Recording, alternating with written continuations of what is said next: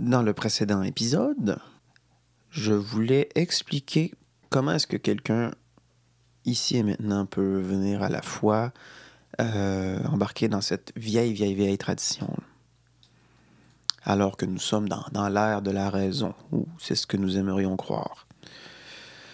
Eh bien, s'ensuit un désir logique de vouloir poser des bonnes bases. Par où on commence, tout simplement? La réponse à ça, c'est on commence par Jésus. C'est absolument clair, net et précis. C'est d'ailleurs quelque chose que les protestants font très très bien, que ce soit dans les pamphlets qu'ils partagent ou les podcasts qu'ils font, tout ça. C'est l'insistance sur la primauté du Christ. Et c'est vrai que dans le monde catholique, c'est pas juste vrai au Québec, ça. Dans le monde catholique, il y a cette espèce de désir d'être, de pas offenser.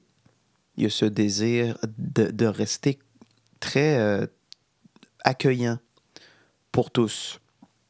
Et il y a une connaissance très intime du fait que mentionner le nom de Jésus, c'est une façon immédiate de créer un malaise.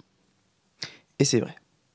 Juste le fait de prononcer le mot Jésus, ça crée un malaise chez beaucoup de monde. C'est comme si dans l'Église catholique, on le savait ça et qu'on essaie d'éviter un peu le sujet et d'en parler indirectement, de rendre le nom de Jésus, le très saint nom de Jésus plus palatable, qui en anglais, qui existe comme mot, qui est très bon et que je sais pas c'est quoi son équivalent en français. Ça fait mieux passer la pilule, un peu.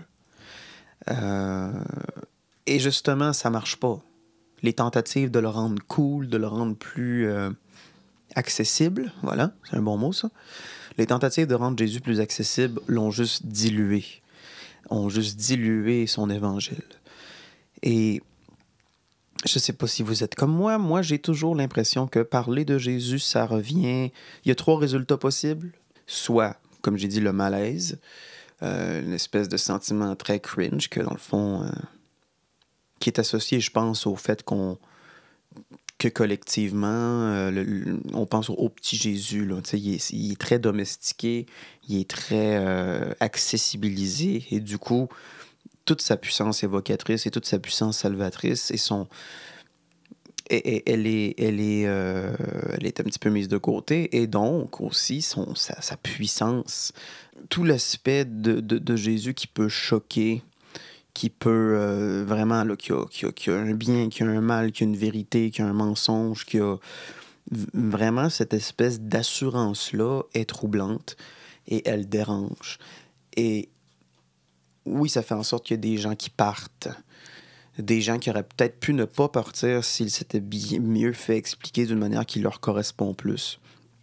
Ça, c'est possible, oui. Et ça va arriver. Mais il faut avoir confiance que le Seigneur, il trouve toujours une manière de s'adresser à nous. On n'a pas à réduire la puissance du nom de Jésus. On n'a pas à rougir de la vérité qu'on proclame, parce que c'est la puissance de l'Évangile. Et je pense que le malaise qu'on ressent vient d'une domestication, d'une accessibilisation excessive de Jésus et des thématiques qui y sont joints.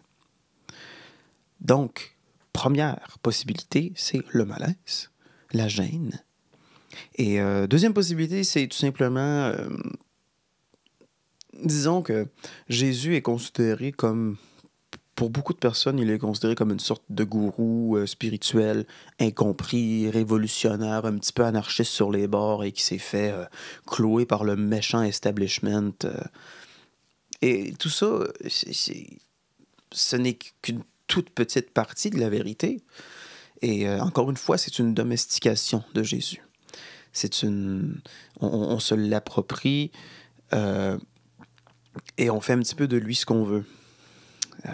C'est encore une fois dans la tentative de froisser personne. On ne croit pas en la divinité de Jésus que lui-même a proclamé, donc on fait de lui un menteur. Et, euh, et aussi, ben c'est ça choque personne. Il n'y a pas d'enfer, il n'y a pas de paradis, tout ça. Tout le monde a un petit peu raison. Puis Jésus, ben oui, c'était vraiment un bon gars. Puis le méchant système veut pas de ça, donc ils l'ont cloué. Ah, on se rebelle, puis c'est... Voilà, alors c'est encore une réduction, c'est dilué. Jésus est tout le temps dilué. La troisième façon de le percevoir, elle appartient peut-être plus aux personnes qui sont déjà chrétiennes, mais c'est un peu comme un ami imaginaire. C'est le génie de la lampe, là. On frotte la lampe, il sort trois vœux. Un peu comme une machine à loterie, là, c'est plus chez les gens, peut-être, là, on va dire les chrétiens du dimanche, là, les catholiques beiges, comme le dit l'évêque Robert Barron.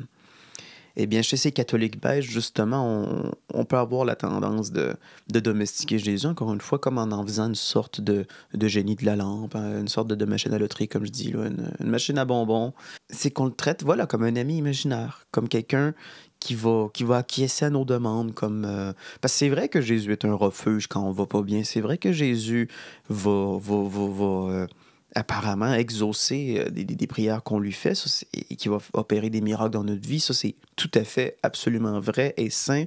Et il l'a dit lui-même qu'on laissait les petits-enfants venir à moi, que c'est leurs semblables qui vont hériter du royaume de Dieu. Donc oui, traiter Jésus et Dieu en général comme notre papa du ciel, ça peut sembler enfantin et domestiqué, mais finalement, c'est pas pour rien que le Seigneur a mis ces images-là dans sa parole. C'est que ce sont tout simplement les meilleures façons de s'approcher de lui. Donc tout ça, OK, oui, c'est vrai. Mais il faut pas oublier avec ça que Jésus, on ne le possède pas. On ne possède pas le Christ. Il est en nous, mais on ne le possède pas dans le sens où il n'est pas domesticable. OK? J'aime beaucoup dans les Chroniques de Narnia comment c'est écrit. Je l'ai lu en anglais, donc je ne sais pas exactement c'est quoi les mots en français, là, mais que Aslan, qui est l'image de Jésus dans ces livres-là, l'auteur C.S. Lewis était un chrétien assez formidable et son but c'était d'évangéliser l'imaginaire. Donc Narnia vient d'un désir d'évangéliser.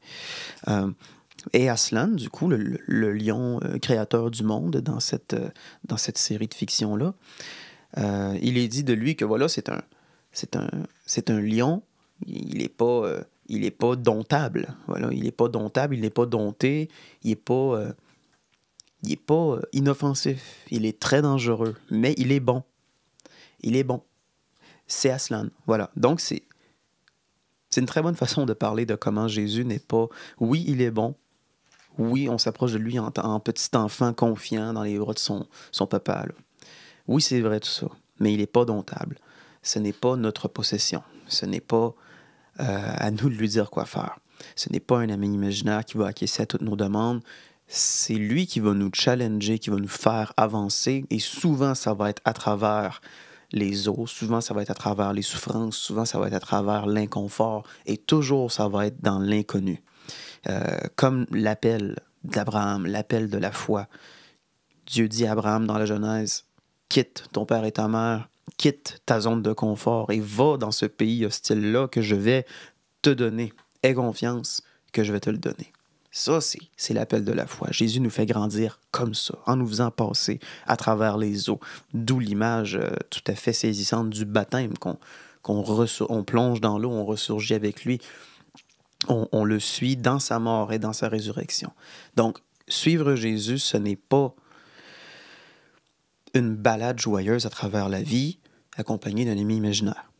Ça n'a rien à voir avec ça. Maintenant que ça c'est dit, qui est-il? Comment est-ce qu'on peut penser à lui d'une manière qui soit saine et qui soit sainte, finalement? Eh bien, premièrement, je trouve approprié de se pencher sur comment on sait ce qu'on sait sur Jésus. La réponse à ça, c'est principalement à travers 4 biographies historiques que nous appelons les évangiles et qui se retrouvent dans la Bible. Ces évangiles-là font état de la réalité historique de Jésus. Jésus a réellement existé, ce n'est pas juste un symbole, et nous savons qu'il a vraiment existé de la même manière que nous savons que Socrate, Alexandre le Grand et Jules César ont existé.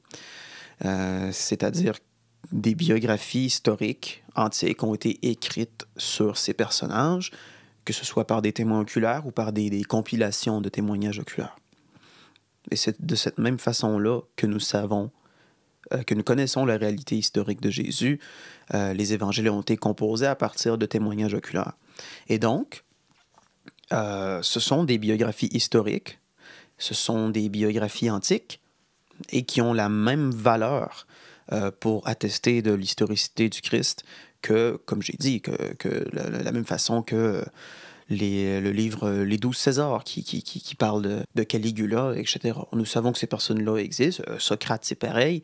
Socrate n'a jamais écrit rien de lui-même, mais nous savons qu'il existe de par les témoignages que Platon nous fournit. C'est de cette façon-là qu'on sait que Jésus a vraiment existé. Si ça vaut pour tous les personnages de l'Antiquité, il n'y a aucune raison que ça ne vale pas pour Jésus aussi.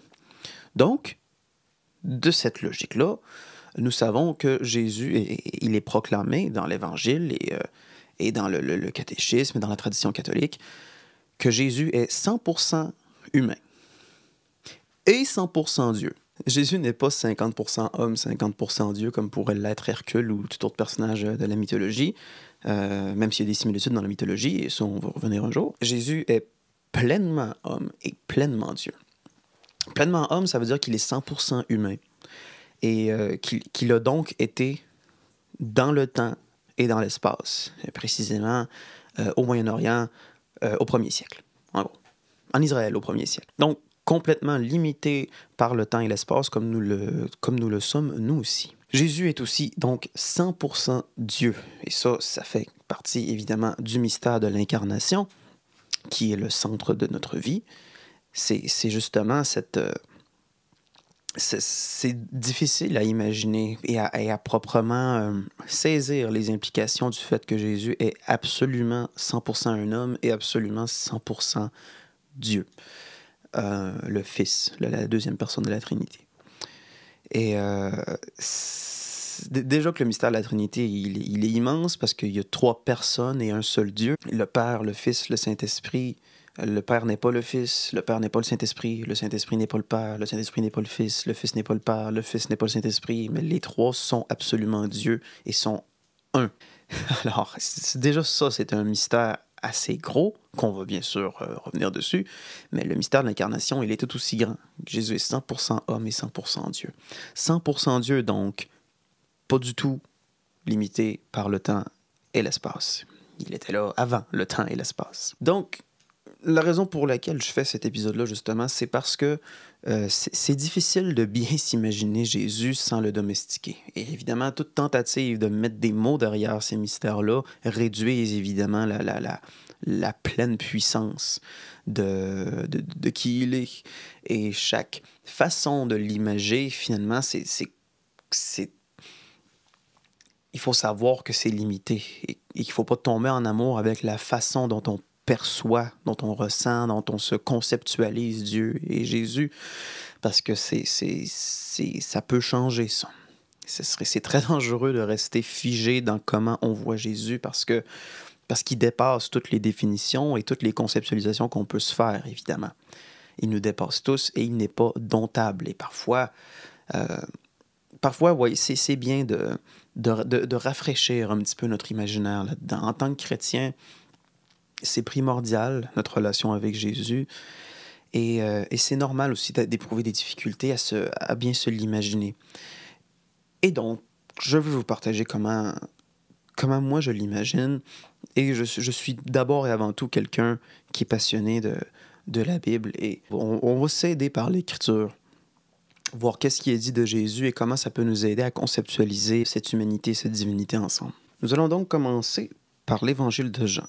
Au commencement était le Verbe, et le Verbe était auprès de Dieu, et le Verbe était Dieu. Il était au commencement auprès de Dieu.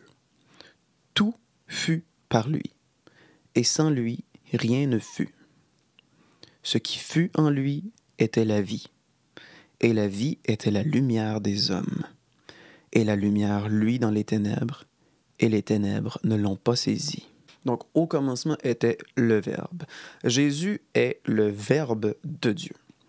Dans la version originale, en grec antique, le mot qui est utilisé, c'est logos, qui se traduit difficilement et de plusieurs façons. La Bible de Jérusalem opte pour le Verbe. D'autres vont dire la parole, mais logos, ça veut aussi dire langage, mot, schéma, patron, dans le sens de pattern. Et puis, ce sont tous des façons appropriées de conceptualiser qu'est-ce que c'est le Verbe de Dieu. Le Verbe de Dieu, c'est la parole de Dieu.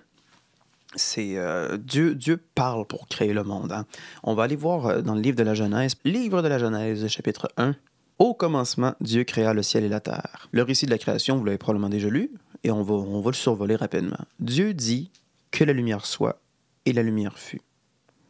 Verset 6. Dieu dit qu'il y ait un firmament au milieu des eaux, et qu'il sépare les eaux d'avec les eaux, et il en fut ainsi. Verset 9. Dieu dit que les eaux qui sont sous le ciel s'amassent en un seul endroit et qu'apparaisse le continent. Et il en fut ainsi. Verset 11. Dieu dit que la terre verdisse de verdure.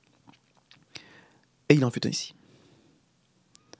Verset 14. Dieu dit qu'il y ait des lumières au firmament du ciel pour séparer le jour et la nuit. Et il en fut ainsi. Je crois qu'on peut saisir le principe. Dieu dit et cela fut. Dieu crée le monde par la parole. Dieu crée le monde par la parole. Dieu crée l'existence par son verbe, par son mot. Alors, ce qu'il faut comprendre de ça, c'est que nous vivons actuellement dans le langage de Dieu. Le monde existe ici même en ce moment par la parole de Dieu. C'est la parole de Dieu qui est l'existence.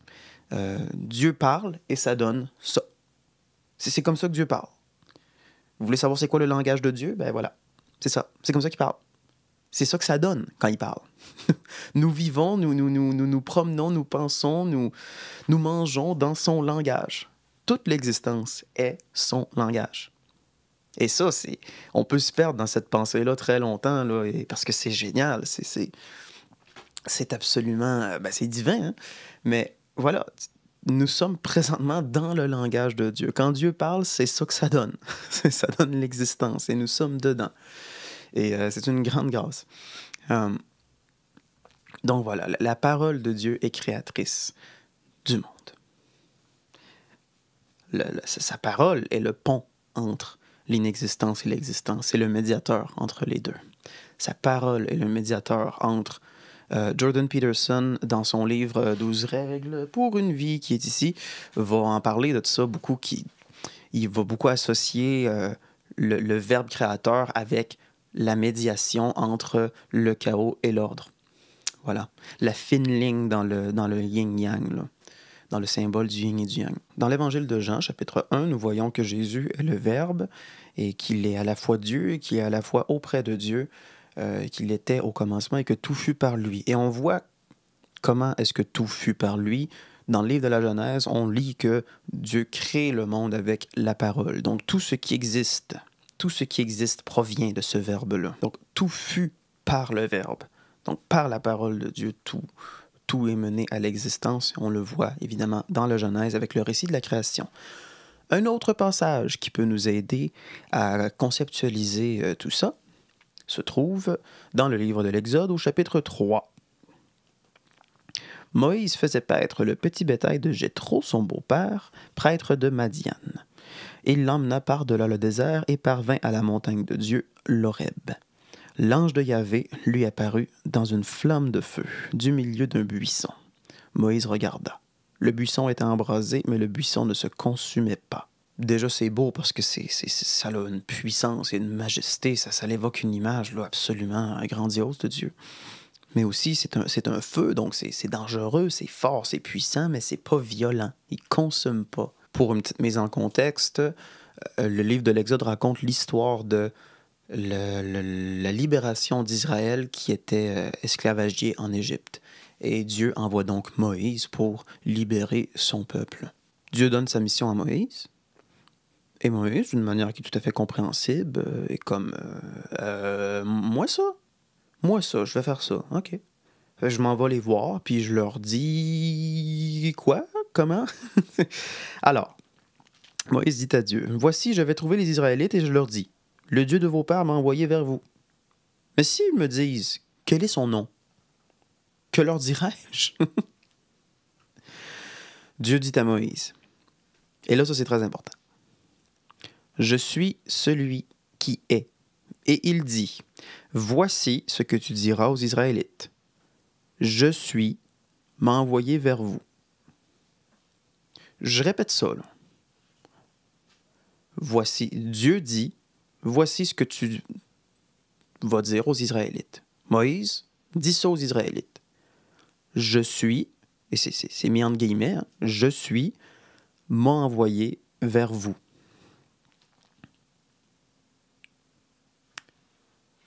OK.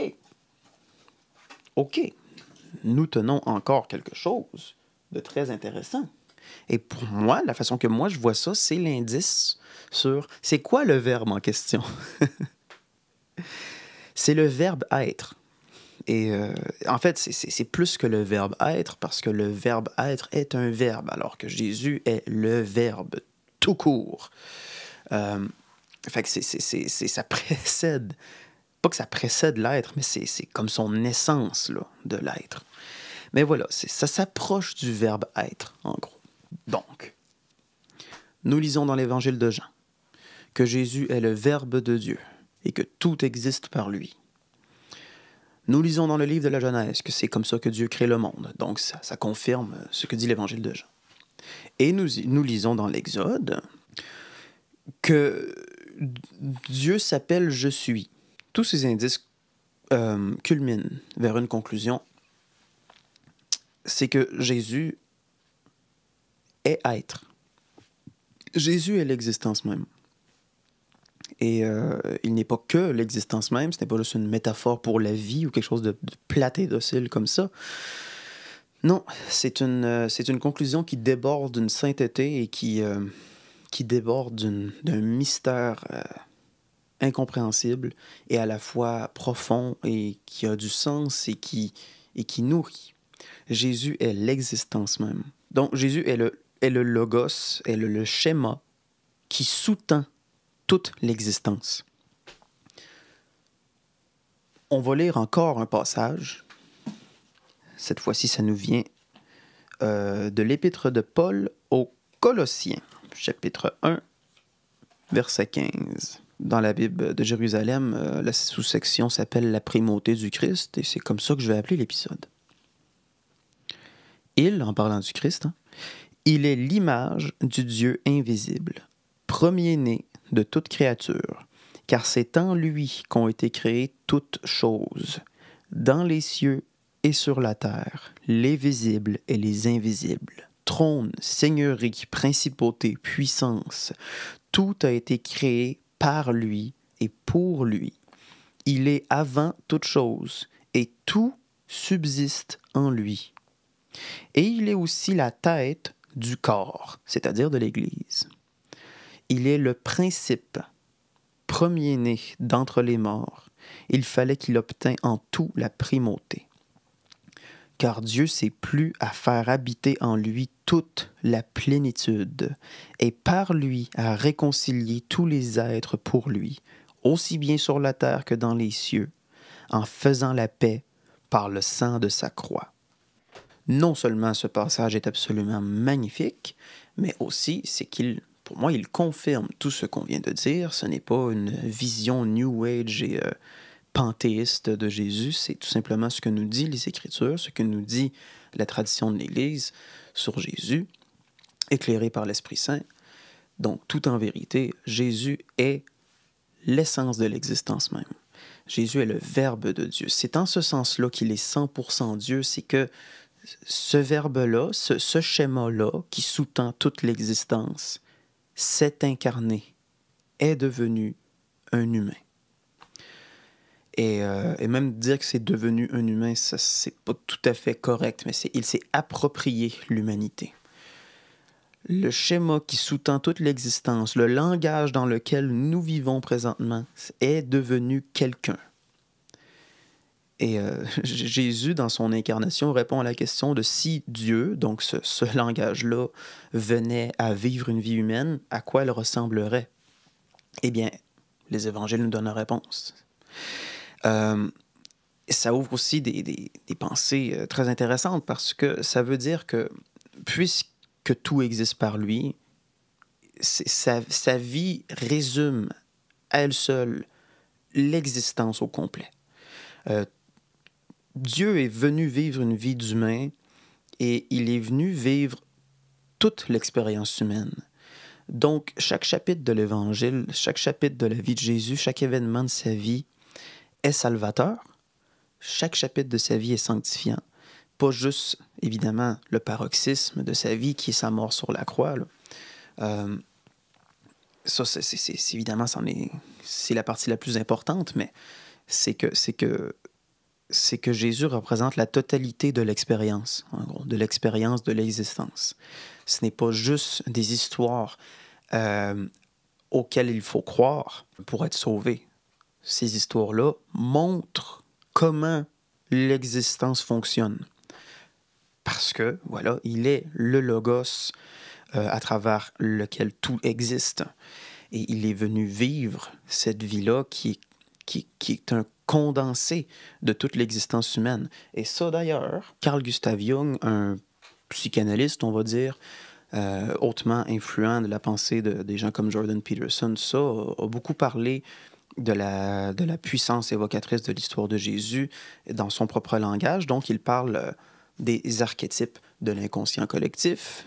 Un archétype, c'est un schéma récurrent dans l'évolution d'un individu, d'une société, d'une culture, d'une espèce.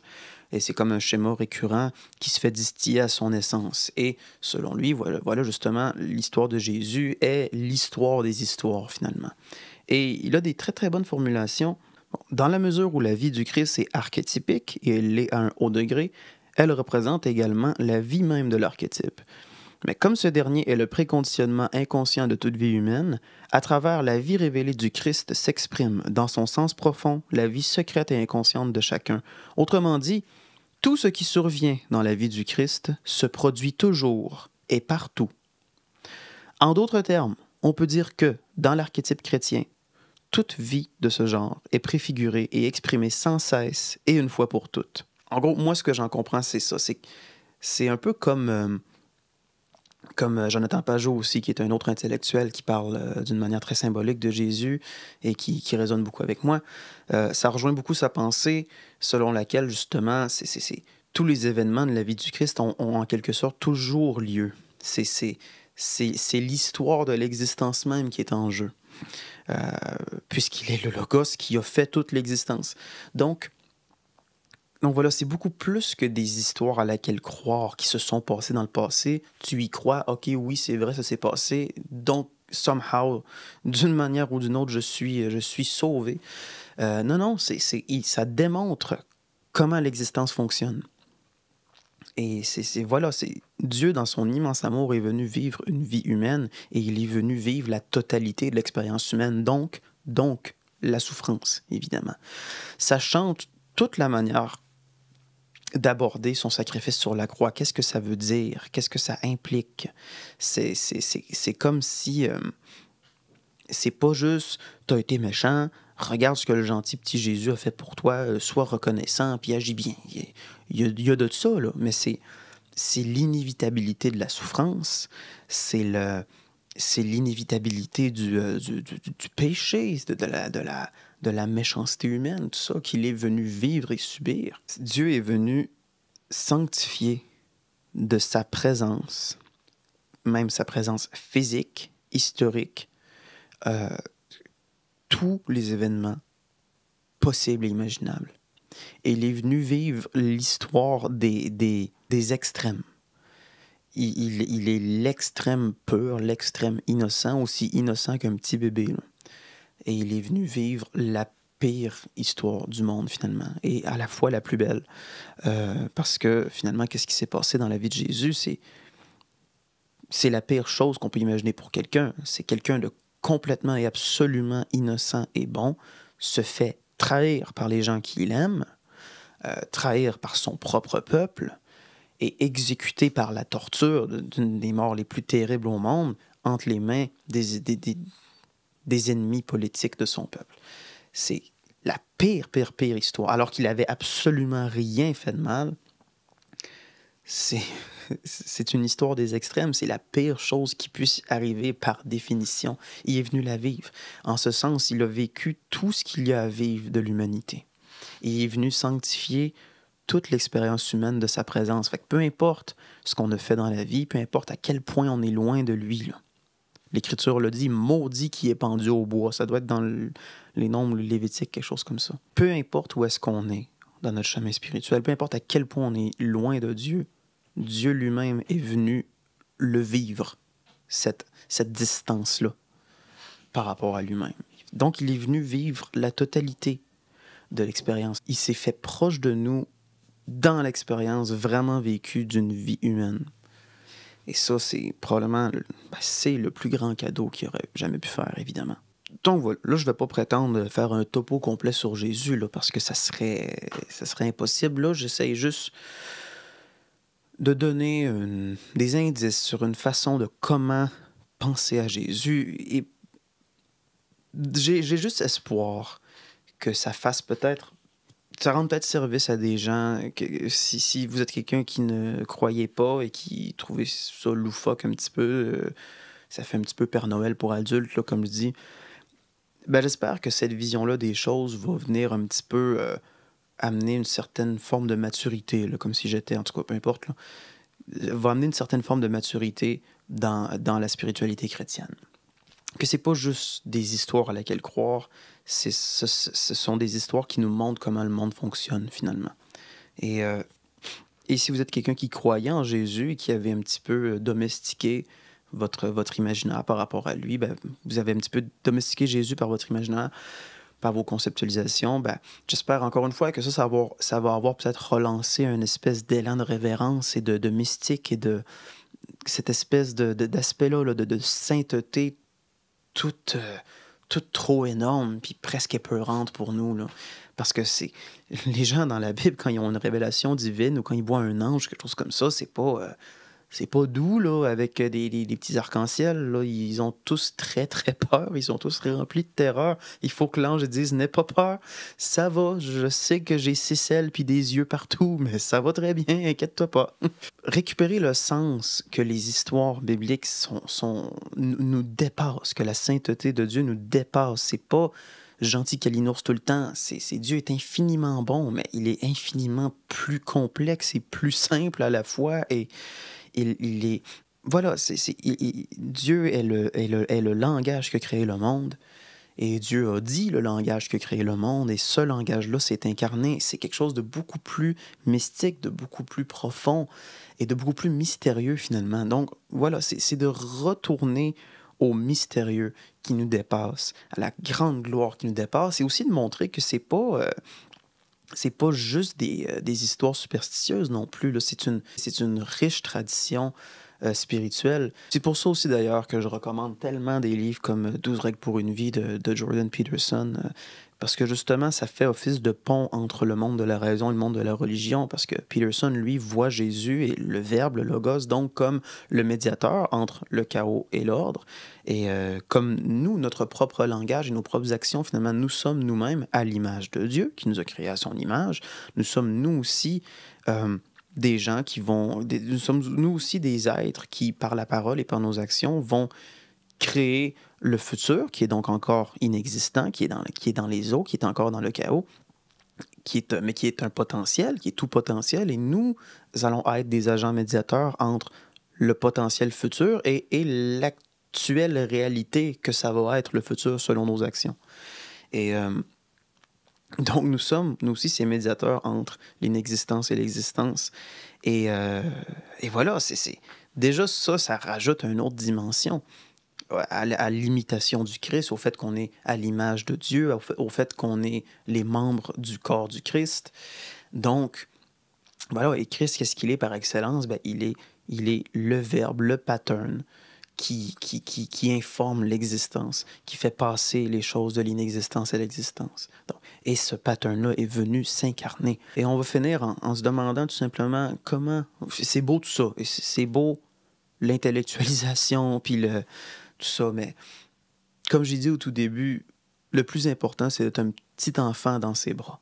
Donc, comment est-ce qu'on se rapproche de lui, concrètement, là? Les 3 moyens par excellence de s'approcher de Jésus, c'est par la prière, c'est par la lecture de la Bible, de sa parole, finalement.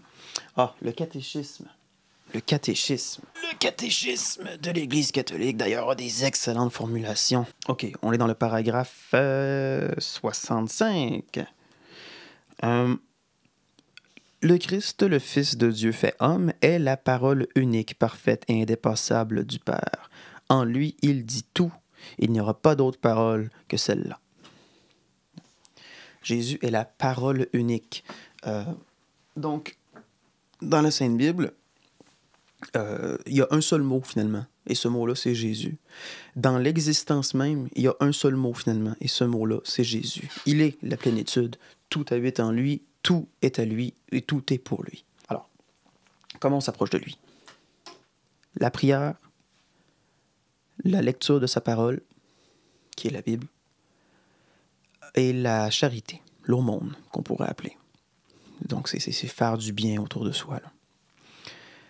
Et donc oui, la prière, aujourd'hui, ici et maintenant, vous pouvez absolument prier Jésus, peu importe à quel point vous êtes loin de lui, il est venu vivre cette distance-là, OK? Dieu lui-même est venu vivre cette distance-là en Jésus. Et peu importe à quel point vous êtes loin. Il ne faut pas oublier que Jésus, non seulement il est le Logos, tout ça, mais il ne faut pas juste rester dans ce mystique-là. Il est 100% Dieu, oui, mais il est aussi 100% homme. Il est venu vivre dans l'espace et le temps. Il est mort sur la croix et il est ressuscité vraiment et corporellement. Et il n'est donc pas mort. Il est encore vivant et il est là. Il est là dans toute la création. Et nous sommes les membres de son corps physique. C'est vraiment, c'est fabuleux. Donc, il ne faut pas oublier que Jésus n'est pas mort. Il est ressuscité. Il est donc tout à fait parlable et il est tout à fait écoutable. Donc, le prier, ça peut se faire aujourd'hui et maintenant. Juste de lui demander la grâce de la foi, lui demander la grâce de le connaître. Ensuite, oui, il y a la lecture de la parole. C'est sûr que la Bible, ça peut être un livre qui est intimidant pour beaucoup de personnes. D'ailleurs, je pense que le prochain épisode va porter là-dessus. Mais oui, lire les évangiles particulièrement, méditer sur sa vie, les événements de sa vie, encore une fois, sont tous salvateurs, tous les événements de sa vie sont la bonne nouvelle. Tous les événements de sa vie nous apprennent plus sur l'existence, et donc sur nous-mêmes, et donc sur lui, et donc sur la vie. Bon. La lecture de la parole de Dieu, tout à fait. Et la charité, faire du bien autour de soi. Jésus l'a dit lui-même, que ce que vous faites pour le plus petit d'entre ses frères, vous le faites pour moi. Et Saint Paul, avant qu'il ne soit chrétien, était un pharisien juif, un très, très, très zélé, qui faisait tuer les chrétiens. Il les faisait tuer. Et quand Jésus lui apparaît, il lui dit « Saül, pourquoi me persécutes-tu? » Pourquoi me persécutes-tu? Pas mon Église, pas les membres de mon corps. Non, non, pourquoi me persécutes-tu? Donc oui, faire le bien autour de soi. Jésus est particulièrement présent dans les pauvres, dans les malheureux. Parce qu'encore une fois, il est venu vivre les plus longues distances entre Dieu et l'homme. Il est venu les vivre lui-même. Alors oui, faire le bien autour de soi, c'est tout à fait une manière de connaître Jésus. Lire la parole de Dieu et prier. Et tout ça, la façon par excellence de faire tout ça en même temps, c'est d'aller à la messe. La messe elle-même est une prière. À la messe, nous lisons la parole de Dieu. Et à la messe, nous sommes envoyés dans le monde pour le rendre meilleur, pour être comme Dieu, pour être co-créateur avec Dieu du monde, pour être co-rédempteur avec Jésus, à porter la croix des autres sur nous et la nôtre. Donc voilà, tout ça s'exprime et culmine dans la messe. La messe est la façon par excellence de connaître Jésus. Parce que nous connaissons, c'est de passer du temps avec les membres de son corps, c'est d'être envoyé en mission et c'est d'écouter la parole. Et en plus, c'est de manger son corps. L'Eucharistie est la présence réelle de Jésus parce qu'il le dit, ceci est mon corps. C'est le même Verbe qui a créé le monde, il dit cela fut, Jésus dit c'est mon corps, c'est mon corps. Voilà. Donc l'Eucharistie est bel et bien le corps du Christ et il se donne comme il s'est donné sur la croix pour nous. Encore une fois, c'est un événement qui est éternel, ça. Toute la vie de Jésus est un événement éternel. Donc, sa mort sur la croix, nous pouvons manger son corps qu'il a offert sur la croix à la messe. Donc, tout ça, ce sont des façons de connaître Jésus. La manière parfaite de le connaître, évidemment, c'est à la messe, c'est de passer du temps devant le Saint-Sacrement, l'Eucharistie. Bon, voilà, ça fait le topo. Loin de moi l'intention de faire un topo complet sur Jésus, évidemment. Je fais juste partager comment moi je le vois. J'espère que ça a été un minimum cohérent. Là.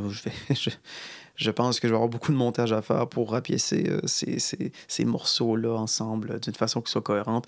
Ou pas, je verrai. Je vais le laisser comme ça. J'évite le perfectionnisme, qu'elle me soit fait selon la volonté du Seigneur et que c'est lui qui décide qui va écouter ce que je dis présentement et qui ça va aider selon son bon désir. C'est ça qui importe. Et je crois que son désir est beaucoup plus réalisable dans la simplicité. Alors, à vous tous, je vous souhaite la paix et la joie en Jésus. Frères et sœurs, je vous dis à la prochaine.